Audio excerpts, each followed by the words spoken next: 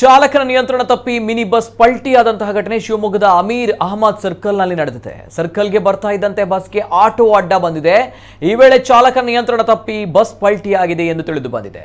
ಬಸ್ನಲ್ಲಿ ಪ್ರಯಾಣಿಕರು ಇರದಿದ್ದ ಕಾರಣ ಅನಾಹುತವೊಂದು ತಪ್ಪಿದೆ. ಪಶ್ಚಿಮ ಸಂಚಾರ ಠಾಣಾ ವ್ಯಾಪ್ತಿಯಲ್ಲಿ ಈ ಘಟನೆ ನಡೆದಿದೆ.